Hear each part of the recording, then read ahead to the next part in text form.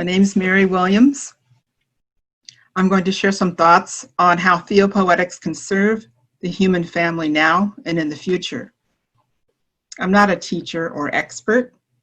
I'm an ordinary seeker, sharing some of what I've seen and heard. And though I speak from a Christian perspective, I don't think that any one spiritual tradition holds the corner on truth. Mystery is multilingual, and when we allow it, it meets us where we are.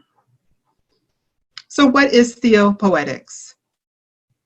It's an approach to spirituality that emphasizes the imagination, creative expression, embodiment, and collaboration. A collaboration between people or between different creative impulses within oneself. While it honors the emotional and interior impact of spiritual insights, it also asserts that these insights should lead to healthy change in the external world. And there's a community known as ARC, which stands for Arts, Religion, Culture, and I love how they describe the theopoetic mission on their website.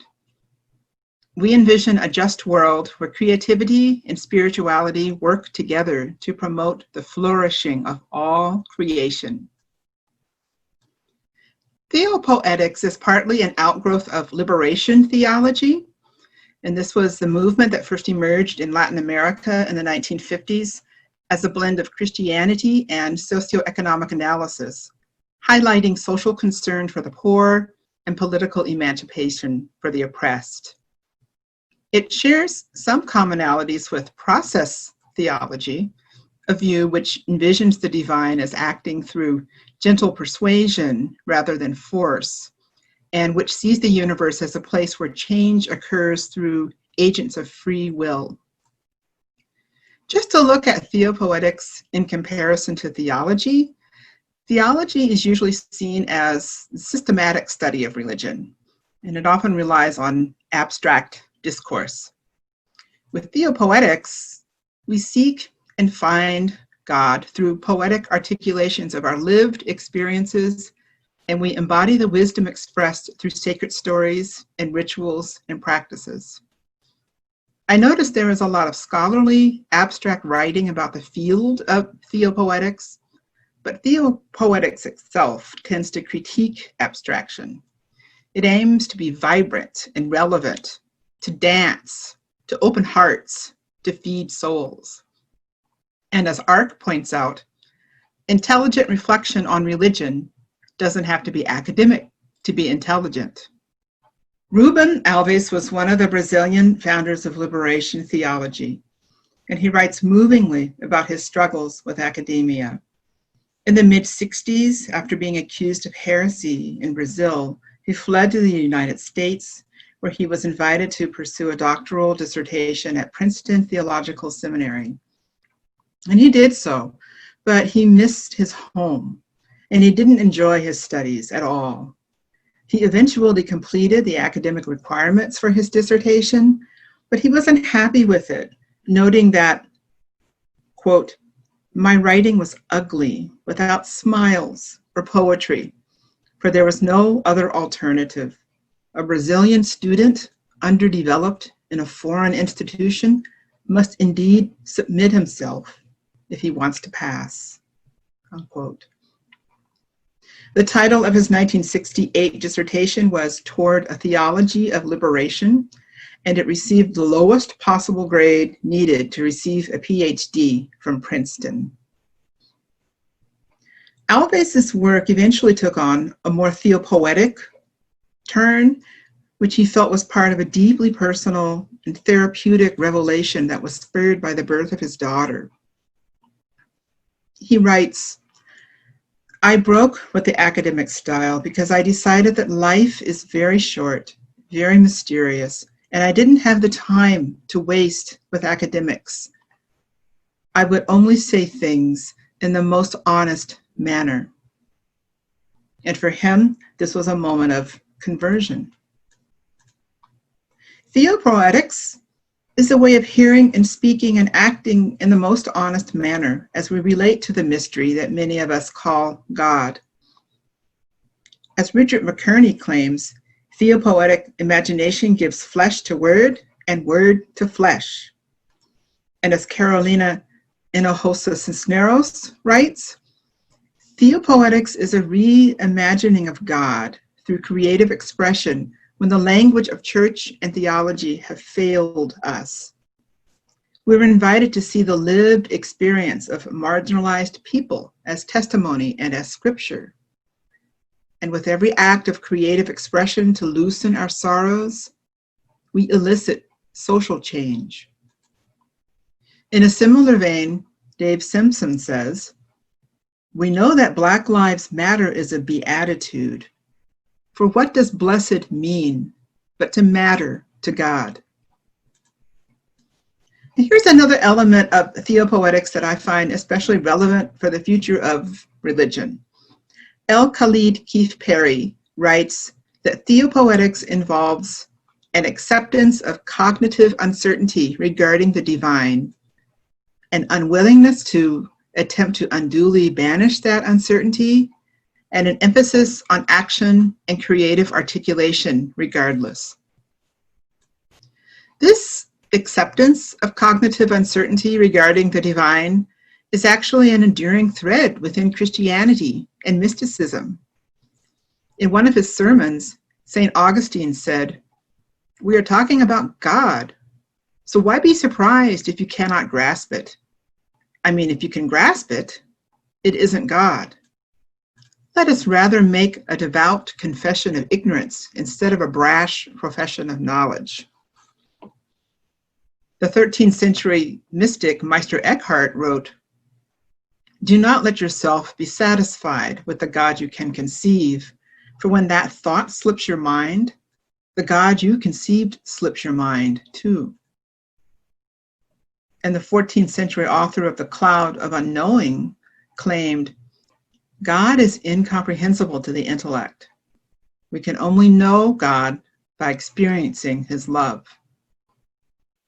I notice that a lot of people are critical of theistic religion because they think it involves this rigid acceptance of a set of beliefs. But faith actually embraces uncertainty. As Rabbi Rami Shapiro writes, belief is about knowing. Faith is about not knowing. Belief is about content, whereas faith is an attitude toward reality, a trusting in what is unfolding without knowing exactly what that is. So why am I emphasizing this point about cognitive uncertainty? Because of what's been happening developmentally in our modern and postmodern world. In the West, there's been a huge exodus from mainline religious institutions over these past several decades, and there are a growing number of people who identify as having no religious affiliation, the nuns, N-O-N-E-S. And I get it. People leave church for excellent reasons. They've been restricted or traumatized by doctrines or authorities that contradict their own understandings of ethical behavior. Religious services often feel repetitive and boring to people who are seeking real engagement of their hearts and minds. And people who are fighting against injustice and oppression don't want to have anything to do with churches that silence women or claim that homosexuality or gender fluidity is a sin. Rejecting religion is one way to resist the oppressive forces that hold people down. But I think the problem here is not so much religion itself, it's religion that is stuck in a kind of arrested development and a lack of broader access to faith perspectives that go beyond rigid and narrow approaches to spirituality. And that's a real shame, in my opinion, because our spiritual traditions, seen and experienced in a broader light, are rich treasure troves of timeless beauty and nuance and wisdom that can offer us nourishment and healing and direction as our species struggles to survive and evolve. In his book, Integral Spirituality, Ken Wilber explores this conundrum. His main argument there is that religion is a catalyst for human development, that it can act as a conveyor belt to keep humanity moving forward in a healthy direction. and it serves as an ally of evolution. But the conveyor belt has gotten stuck. In explaining this, he looks at several lines of human development. For example, there's the cognitive line that moves through several stages. Basically, we gain more complex thinking abilities at each stage. In our spiritual line of development, according to James Fowler's framework, we have an early mythic literal stage, where symbols and metaphors are taken literally, followed by a conventional stage where conformity to rules and authority is expected. Eventually, usually in early adulthood, there's a reflective stage, which can be a time of struggle because people have more awareness of contradictions in what they believe.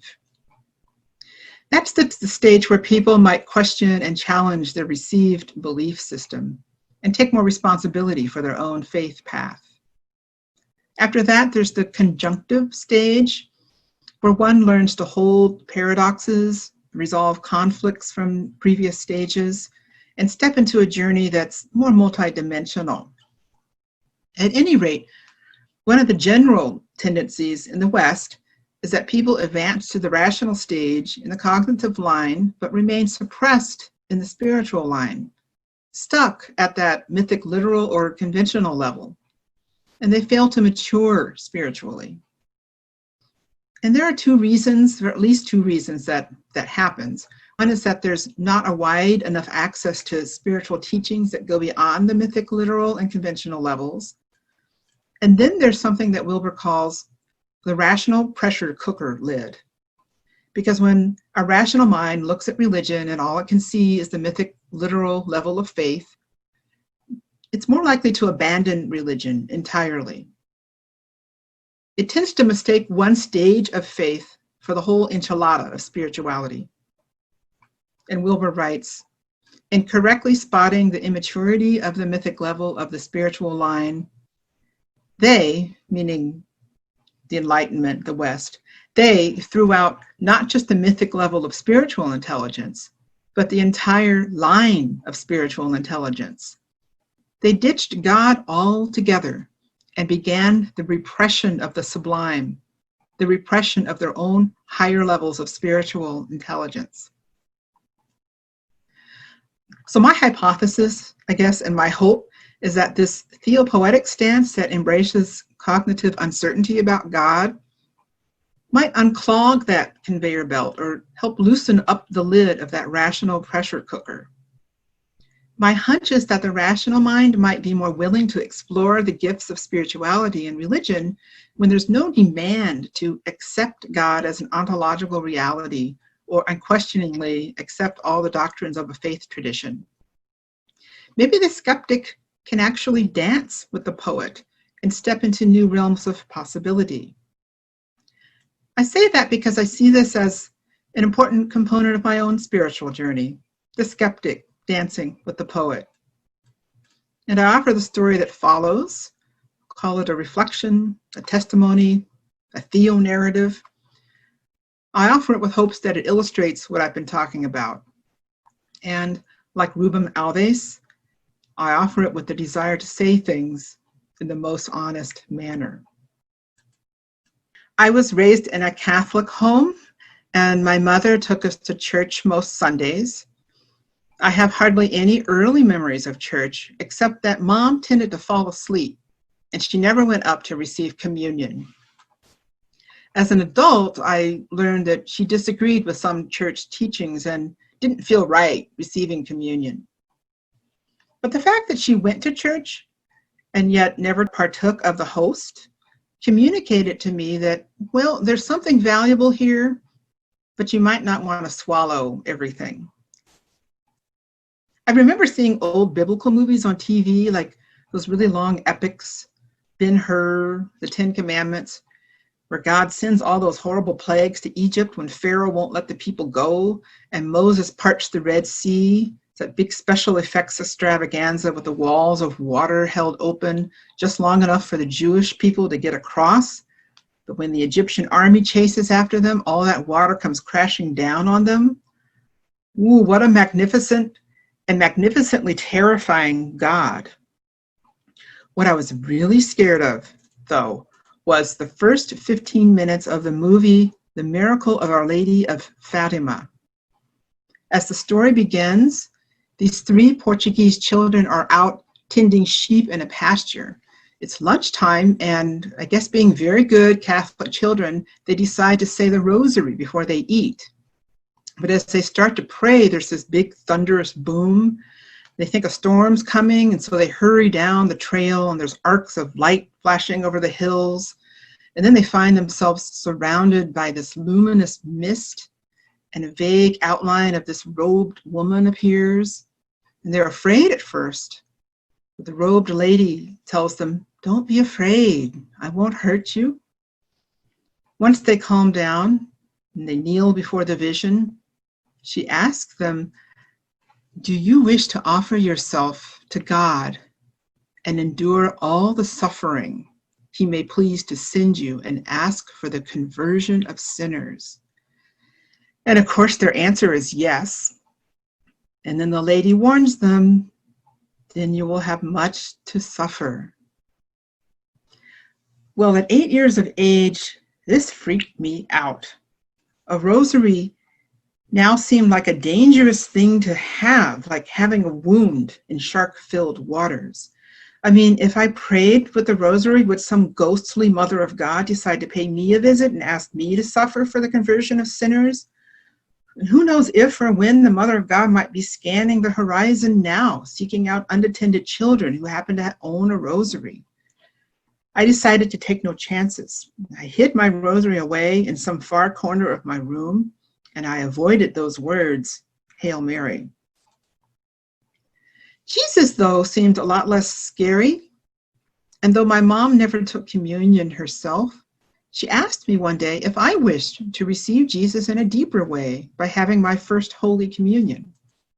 It could be easily arranged through the church. I'd go to some catechism sessions, memorize a few things, get all gussied up in a frilly dress on my special sacramental initiation day, and then join the other congregants in partaking of the body and blood. But she wasn't demanding me to do this. She wanted it to be my choice. So I took some time to think about it. And here was my problem. I wasn't really sure that Jesus himself was in the wafer and the cup of wine. And I knew this was what I was being asked to believe. So if I ate the consecrated host and drank the wine, but I did so without being certain that I was eating Jesus, wouldn't that be some kind of sacrilege? And then wouldn't God get mad at me? And I mean, we got all those stories about what happens when God gets mad. Also, I liked Jesus, and I wouldn't want to hurt his feelings or let him down if I wasn't sure that he was actually in the wafer. So I decided against the whole thing. We went to church less frequently as I got older, but I attended Catholic schools up through elementary and high school. And I received a pretty broad-minded education there, actually. These schools had a good academic reputation. But as a teenager, I drifted away from Christianity. And this may be where I entered that reflective stage of faith, where you notice and question the contradictions of the belief system you've been raised in. And I had a lot of questions. For example, if God was so all-loving and all-powerful, why would he require this painfully cruel crucifixion of his only beloved son to save humanity? If God really loved his creation and saw that it was good, why not just, poof, save us? Why demand such a bloody transaction? This is one of the questions that Franciscan priest Richard Rohr so wonderfully explores in his recent books, where he points out that this kind of sacrificial atonement theory, this idea that still remains dominant in mainstream Christian teaching, that's actually just one theory about Jesus's death. It's not long-standing dogma, and Rohr's Franciscan lineage has a much more liberating and transformational take on that. Basically, that Jesus gave of himself freely. But this isn't widely taught. And another thing that didn't make sense to me was that an all-powerful creator would bring humanity into existence only to damn them into everlasting hell if they did not accept Jesus as Savior. Why create sentient life in the first place if most of it ends up in eternal torture? Was God just some cruel cosmic dictator? I mean, pretty much all the people that I knew, my friends and my family, were much nicer and kinder than this tyrant God. So I concluded that God must be a myth that we created to scare people into following the rules. God must not be real, and Christianity must be a sham. As I got older, I just grew more embittered with Christianity as I witnessed the hypocrisy and duplicity of various church leaders. Even before these more recently uncovered sex abuse scandals in the Catholic Church, there were several high-profile scandals involving televangelists in the late 70s and 80s. And I learned more about the historical atrocities committed in the name of Christianity, all those holy wars, inquisitions, forced conversions, support for slavery, burning of midwives, persecution of indigenous people, repressive attitudes towards sexuality. It goes on. And I actually became pretty anti-Christian. And I kind of, saw most churchgoers as nutty and backwards, or at best, naive and weak-minded. By my 30s, I was pursuing an advanced degree in creative writing. I was working at a painfully slow pace on a collection of poems and stories for my thesis. And I was also teaching college English. But as my initial enthusiasm for that path faded, my work began to feel exhausting and uninspired. And I sedated myself with food and sleep and television. My life drifted into this kind of slow-moving fog, and it seemed like I was hungry for something, but I didn't know what I was hungry for. And during this time of depression and anesthesia, I awoke one fitful night, groaning out loud from a vivid nightmare, full of images of people trying to outrun some kind of impending worldwide doom. And it lingered with me for days, like an emotional afterimage. As disturbing as that was, the dream also seemed tinged with the luminous. It was uncanny, yet strangely radiant.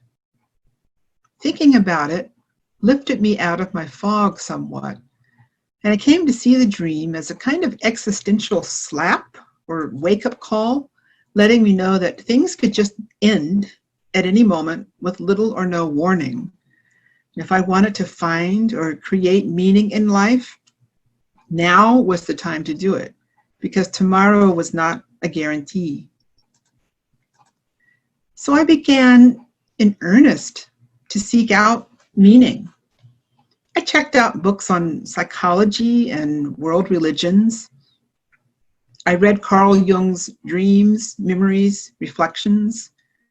I found a book on meditation and began my own kind of homespun breath counting meditative practice. I started to explore shamanism and dipped my toe a little bit into neo-paganism. And then one day, a good friend gave me this delightful, wonderful gift, Jambalaya, the Natural Woman's Book of Personal Charms and Practical Rituals.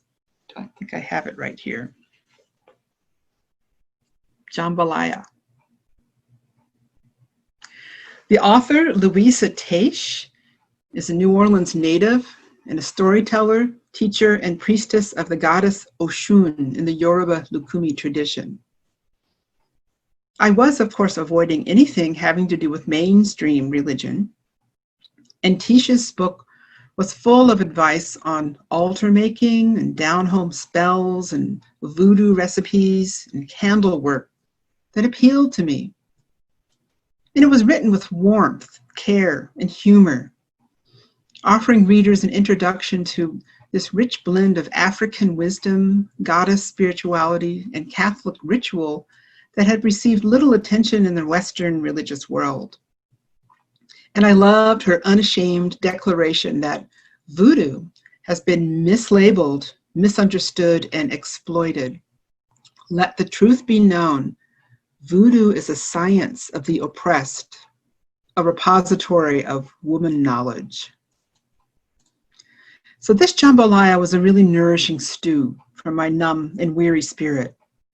As I gathered materials to make altars and I prepared candles for rituals, it was like I was cooking and stirring things up, rediscovering flavor and light. I think the tangibility of the practices helped to ground me a little. They seemed to help me focus my intention and approach my days with more consciousness and with a sense of reverence. But not a heavy-handed reverence. My educated, rational self remained skeptical about the effectiveness of these rituals and spells, though oddly enough, they frequently worked.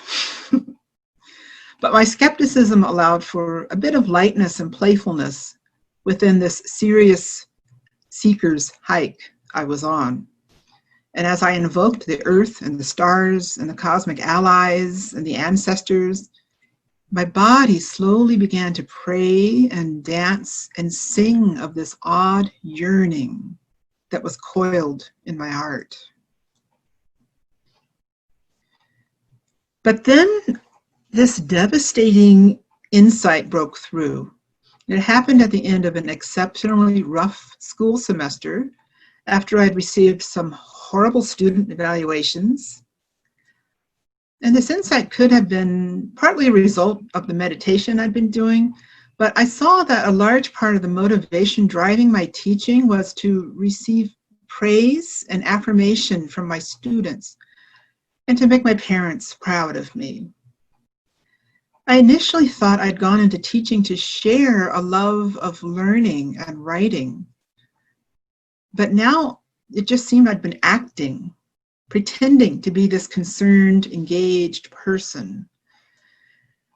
And then I found myself with even more disquieting questions.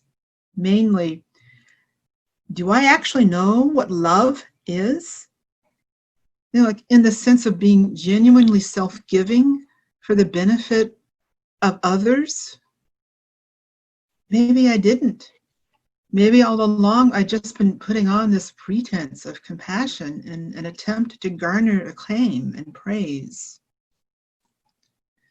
That was a hard, low moment. I had put a lot of years and energy into this program that was supposed to lead to a university career.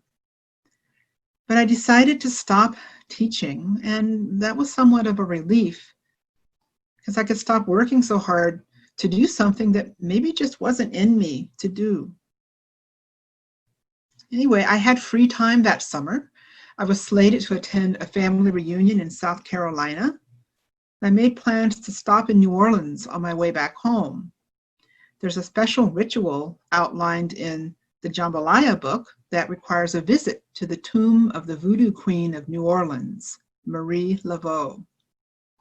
This ritual enables you to call on the spirit of Marie and invite her assistance. And I guess my crazy hope was that visiting her would help me find a way out of this drought and seeming dead end that my life had become. So during the week before my trip, I performed this 7-night ritual dedicated to Yemaya, the Yoruba ocean goddess, and asking her for a fruitful pilgrimage to Marie's tomb. And as I did this, a kind of dual journey was beginning. Because there was that part of me, my rational mind, my skeptic, that saw this as a purely psychological and metaphorical exploration of symbol and archetype.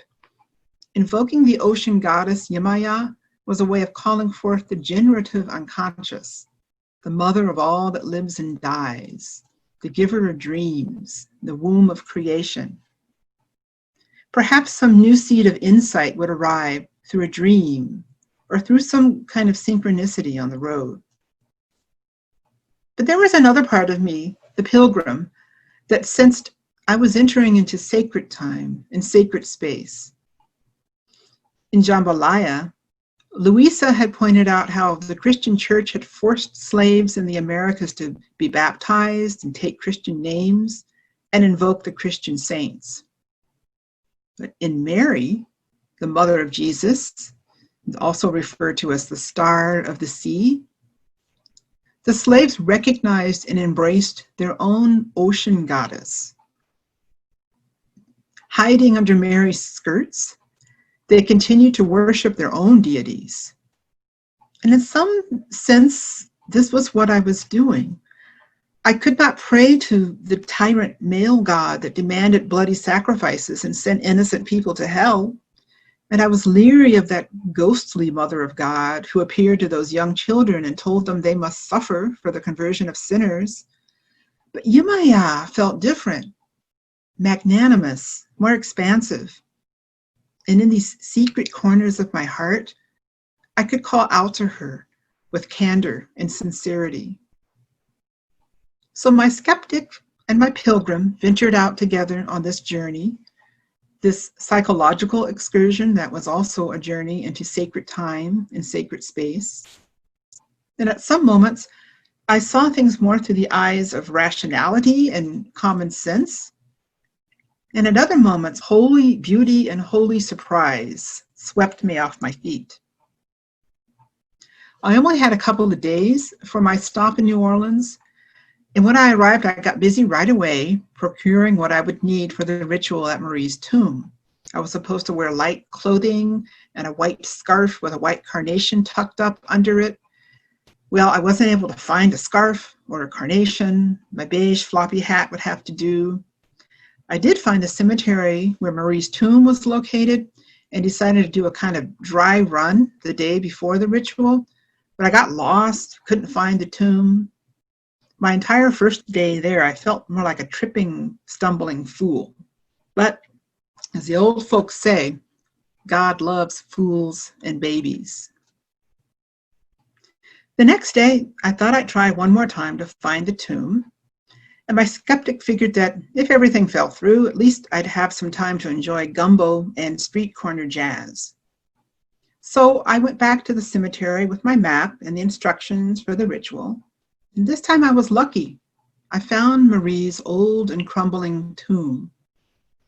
And by the way, these cemeteries are no longer easily accessible because after Hurricane Katrina, they'd only allow people in as part of a guided tour group because there'd been too much vandalism.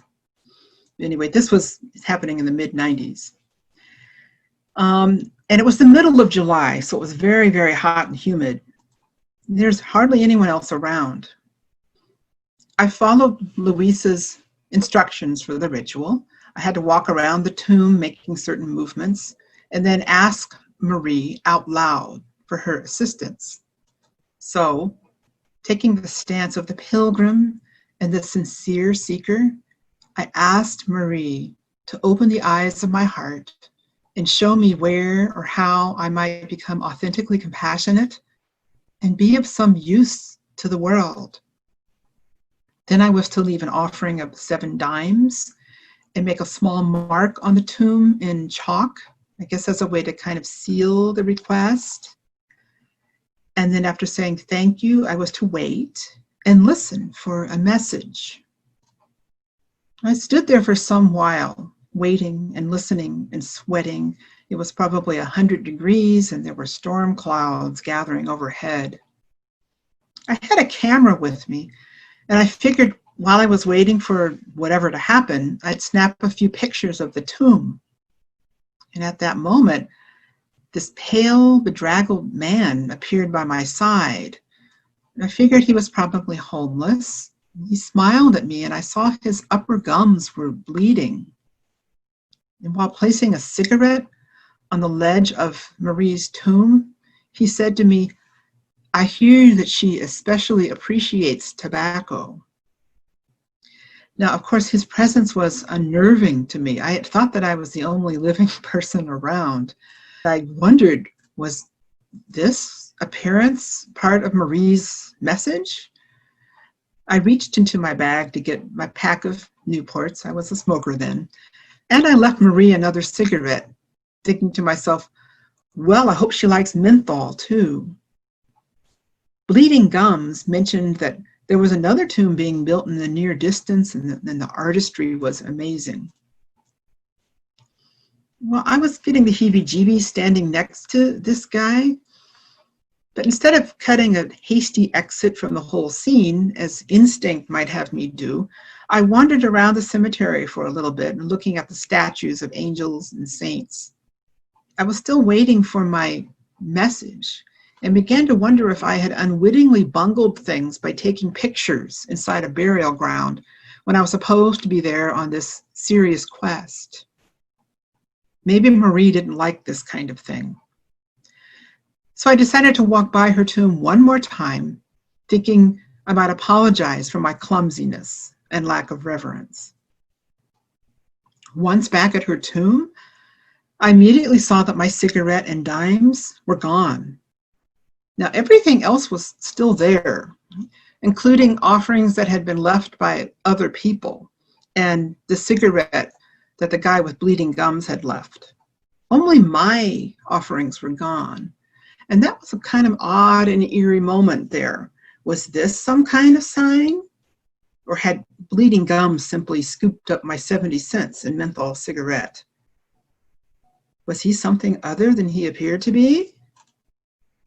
In the Voodoo and Yoruba pantheon, we have Papa Legba, who bears some similarity to St. Peter or the Greek god Hermes, who stands at the crossroads of the living world and the underworld, allowing people to communicate with the dead.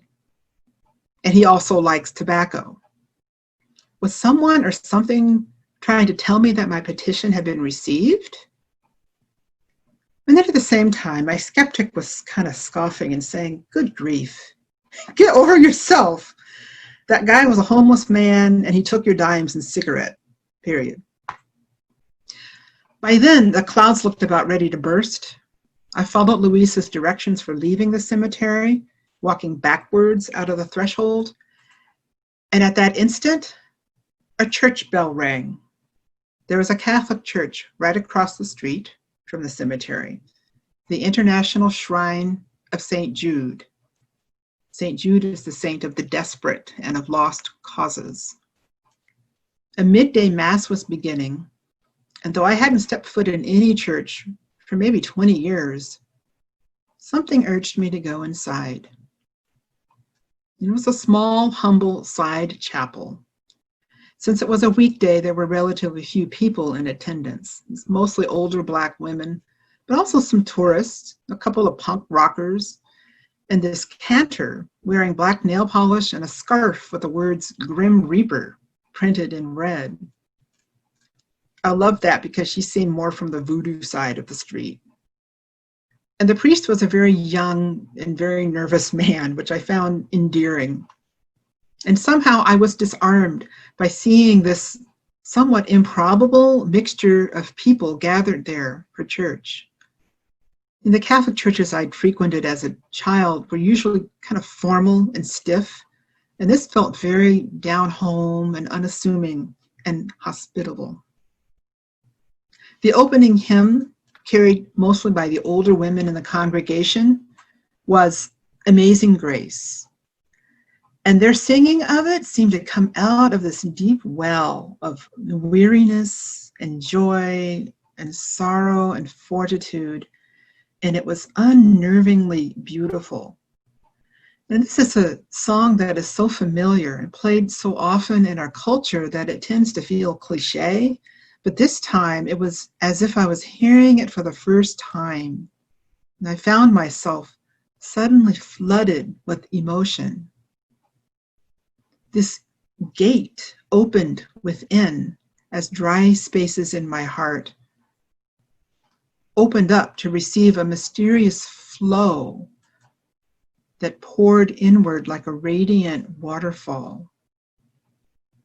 And it was like a huge glacier falling away or some ancient blockage being removed, allowing me to behold this unbounded vastness that was also somehow very tender and intimate and cradling. And this, I intuited, was love, big capital L love, flowing from a source beyond my small self, nourishing me and welcoming me home after a long time away. And that was the day of my first Holy Communion, and the day I received this story about how a dead voodoo queen led me back to Jesus, and how my weary heart encountered the source of its yearning. Well, this event shifted the trajectory of my life, because for much of my adulthood, I guess, I had lived as if I had to create love and compassion on my own steam, as if these capacities could be manufactured by some shaky ego attempting to pull love up from desiccated ground.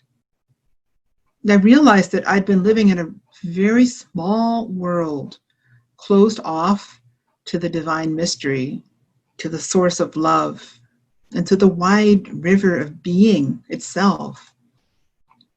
I could never be love's inventor, but I might be love's vessel by opening up to it and letting it flow through me and out to others. And in time, it took some time, but in time, the mysterious dynamic of all of this, of source and of flow, is something I was able to point to as God. But this pointing is not the same as defining or proving, because God is not provable to the rational mind that requires explanations and empirical evidence. Now, the skeptic might explain things like this. Hadn't I really just set myself up psychologically with all those rituals and prayers to Yemaya and this journey to Maria Laveau's tomb to ask for guidance? And isn't voodoo really just another variant of Catholicism, a more subversive strand of it that would appeal to a weary and depressed grad student? Something to provide a bridge back to the tradition that had been imprinted into my consciousness early on?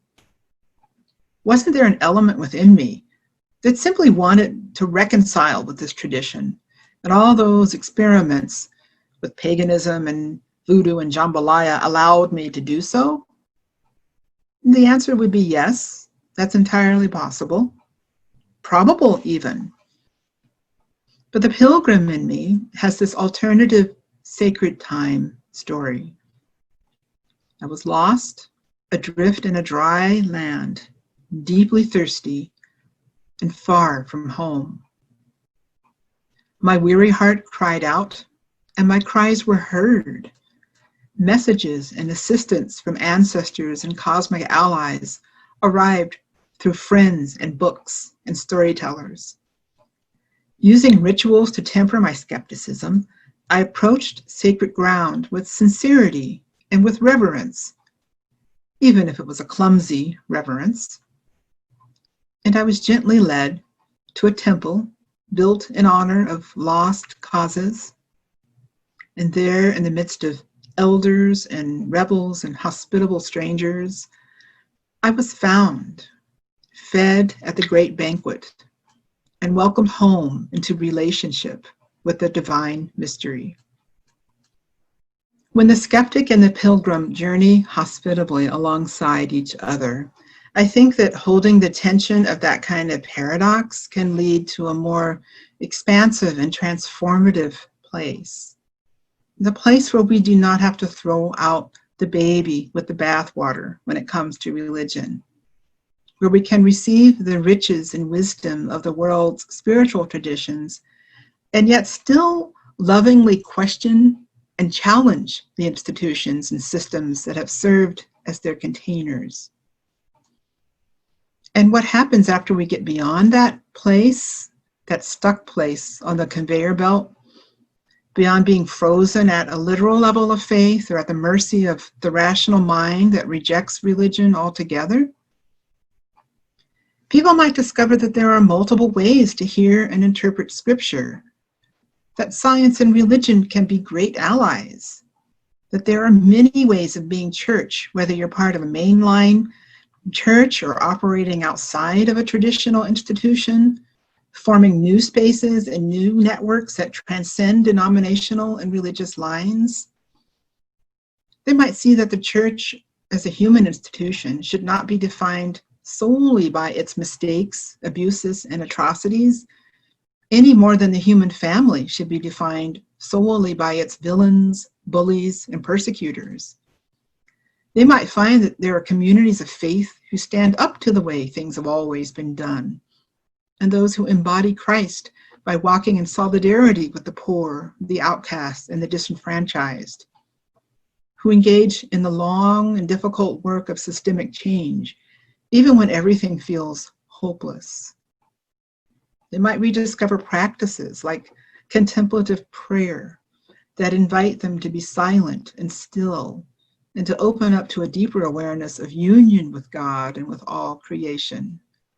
Becoming rooted in that awareness can ground us in humility, can foster resilience, prevent burnout, and enable us to become an active presence of love and compassion in the world. My hope is that we can find ways to create more opportunities for the skeptic and the pilgrim to journey alongside each other, enjoying the theopoetic freedom provided by this cognitive uncertainty about God, so that we don't lose those riches available through our spiritual traditions. And part of how we might do this is with religious literacy programs and quality education about spiritual traditions. In churches, in our families and communities, and even in public schools. Now, I know this is tricky, and people are going to say, what about church-state separation? I believe in the separation of church and state, definitely. But as long as there's no indoctrination, the objective study of religion in public schools is constitutional and is actually supported by nearly 70% of our population. Right now, we're not all that well informed about the roles religion and spirituality have played in our history, our culture, in our social movements. Well, think about the abolitionist movement, the suffragist movement, the civil rights movement.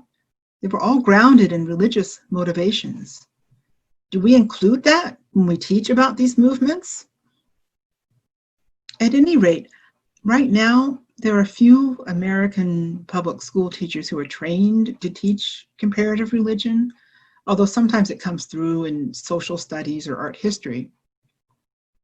I think we need to make more room for religious literacy. And as we stop suppressing our spiritual intelligence, who knows what dreams may come? Okay, with this, I will end. And if you've listened this far, thank you for indulging me, and peace be with you.